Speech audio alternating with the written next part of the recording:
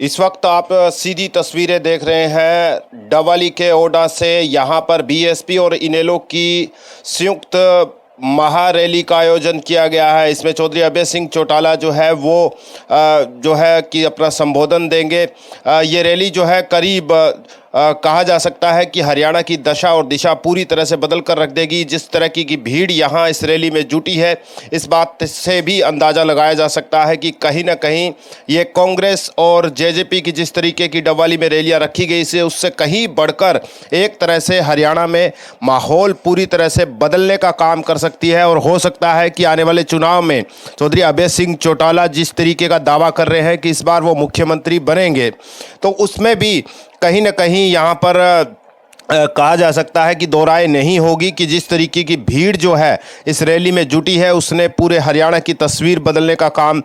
शायद ही कर दिया है। क्योंकि ये चुनाव के बिल्कुल एन चुनाव प्रचार के आखिरी वक्त में रखी गई रैली ने पूरे हरियाणा में, और ये भी कहा जा सकता है कि इस रैली से कहीं ना कहीं कांग्रेस और बीजेपी को जो है वो कहीं ना कहीं धक्का लगता हुआ हरियाणा में दिखाई दे सकता है। आने वाले चुनाव परिणाम तो इस बात को तय करेंगे ही कि क्या इनेलो जो है वो अपने गढ़ से लेकर हरियाणा में वापसी करेगी। जिस तरीके का जन समर्थन जो है वो आदित्य चौटाला डवाली से जो है वो इनेलो के उम्मीदवार है, जिस तरीके से परिवार एक हुआ उसके बाद से ही लोग लगातार जो है उनसे जुड़ते गए। और ये भी कहा जा सकता है कि कांग्रेस के लिए शायद ये बड़ा सिरदर्द हो सकता है कि डवाली जो सीट है कांग्रेस एक तरह से मानकर चल रही थी कि डवाली में अमित शाह जो पिछली बार 5 साल जो है लगातार जो है वो विधायक रहे,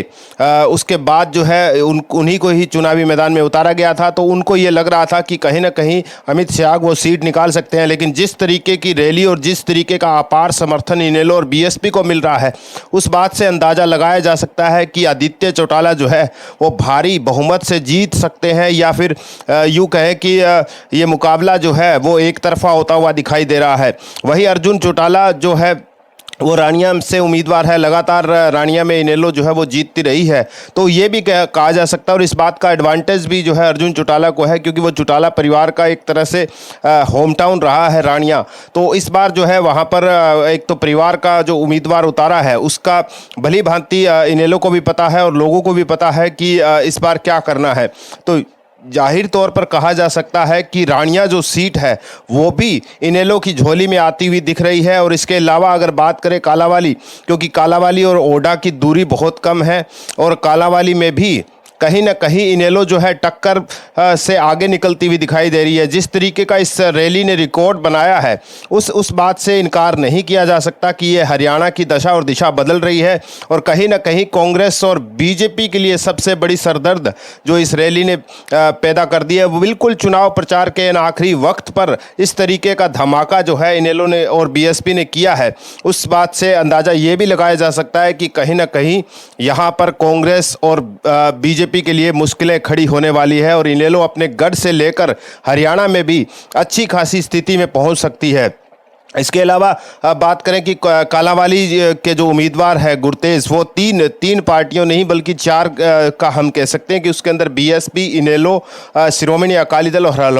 हलोकपा का भी ठीक ठाक वोट बैंक है यहाँ पर कालावाली में। तो कुल मिलाकर कहा जा सकता है कि अपने गढ़ में तो पूरी तरह से इनेलो वापसी कर ही रही है। इसके अलावा हरियाणा में भी इनेलो जो है वो पूरी तरह से वापसी कर रही है। एक तरफ आदित्य चौटाला की जीत लगभग